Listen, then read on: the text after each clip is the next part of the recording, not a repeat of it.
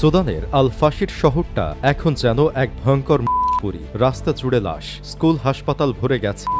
মাত্র কয়েকদিনের মধ্যেই ২,০০০-এর বেশি নিরীহ মানুষকে হত্যা করেছে আধা সামরিক বাহিনী আরএসএফ। ২০১৯ সাল তৎকালীন প্রেসিডেন্ট ওমর আল বশিরকে ক্ষমতা থেকে সরিয়ে দেয় সুদানের সেনাবাহিনী। তখন সবাই ভেবেছিল দেশে এখন হয়তো শান্তি ফিরবে, গণতন্ত্র আসবে, কিন্তু হয়নি। বশিরের পতনের পর শুরু হয় ক্ষমতার জন্য লড়াই। একদিকে সেনা প্রধান জেনারেল আবদেল ফাত্তা আল বুরহান, আর অন্যদিকে তার সাবেক মিত্র জেনারেল মোহাম্মদ হামদান দাগালো, যাকে সবাই হেমেদতি নামে চেনে। এই দুই নেতার বন্ধুত্বের জায়গা দ্রুতই শত্রুতায় পরিণত হয়। একসময় একসাথে যুদ্ধ করেছে, এখন একে অপরের দিকে বন্দুক তাক করে রেখেছে। ক্ষমতার এই লড়াইয়ের শিকার হচ্ছে সাধারণ মানুষ। ২০২১ সালে তারা দুজন মিলে আবার একবার অভ্যুত্থান ঘটায়, কিন্তু কে আসলে দেশের নিয়ন্ত্রণ নেবে এই প্রশ্ন থেকেই শুরু হয় ভেতরের টানাপোড়েন। ২০২৩ সালের ১৫ই এপ্রিল রাজধানী খার্তুমে হঠাৎই শুরু হয় গুলিবর্ষণ। সেনাবাহিনী আর আধা সামরিক বাহিনী আরএসএফ মুখোমুখি হয়ে পড়ে। কয়েক ঘন্টার মধ্যেই সেই সংঘাত ছড়িয়ে পড়ে পুরো দেশ জুড়ে।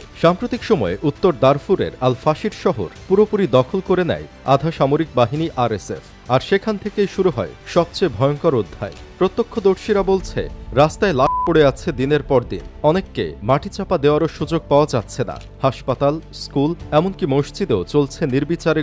নারী শিশু কেউই বাদ নেই। মানবাধিকার সংস্থাগুলো জানিয়েছে শুধুমাত্র এক সপ্তাহেই আল ফাশিরে নিহতের সংখ্যা পেরিয়েছে ২,০০০। আহত অসংখ্য। হাজার হাজার মানুষ পালিয়ে আশ্রয় নিচ্ছে চাদ ও দক্ষিণ সুদানে। অনেকে ভাবছেন এত বড় যুদ্ধ কেমন করে চলছে এতদিন। উত্তরটা একটাই, শর্ত। ডারফুর অঞ্চলে বিশাল সোনার খনি আছে, যার বড় একটা অংশ নিয়ন্ত্রণ করে আরএসএফ। এই সোনা পাচার হয়ে যায় বিদেশে, বিশেষ করে সংযুক্ত আরব আমিরাতে। রিপোর্টে বলা হয়েছে সেই স্বর্ণ বিক্রি করেই আরএসএফ তাদের অস্ত্র কেনে, যোদ্ধাদের বেতন দেয় আর যুদ্ধ চালিয়ে যায়। সুদানের সেনাবাহিনী অভিযোগ করেছে আরএসএফকে টাকা ও অস্ত্র দিয়ে সহায়তা করছে কিছু বিদেশি শক্তি, বিশেষ করে আমিরাত ও লিবিয়া, যদিও তারা এসব অভিযোগ অস্বীকার করেছে। এই যুদ্ধ এখন বিশ্বের অন্যতম ভয়াবহ মানবিক সংকটে পরিণত হয়েছে। জাতিসংঘ বলছে প্রায় ৮ মিলিয়নেরও বেশি মানুষ ঘরবাড়ি হারিয়েছে, যাদের অর্ধেকই নারী ও শিশু। হাসপাতালগুলো ধ্বংস, খাদ্য সংকট ভয়াবহ।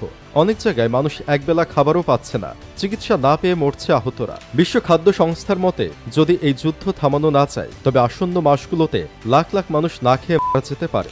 আমেরিকা, ইউরোপ, এমনকি আফ্রিকান ইউনিয়নও যুদ্ধ বন্ধে বহুবার মধ্যস্থতা করার চেষ্টা করেছে, কিন্তু কাজ হয়নি। প্রতিবারই যুদ্ধবিরতির ঘোষণা আসে, আর কয়েক ঘন্টার মধ্যেই তা ভেঙে পড়ে। আল ফাশির এখন এক রক্ত শহর, যেখানে ঘুম আসে না, আলো চলে না, বাচ্চারা কাঁদে, মায়েরা মৃত সন্তানকে জড়িয়ে রাখে। এই যুদ্ধের নাম ক্ষমতার লড়াই হলেও আসলে এটি মানবতার পতন। তাই এই গল্পটা ছড়িয়ে দিন, যেন মানুষ জানে কিভাবে এক দেশ ধীরে ধীরে হয়ে যাচ্ছে নিজের হাতেই।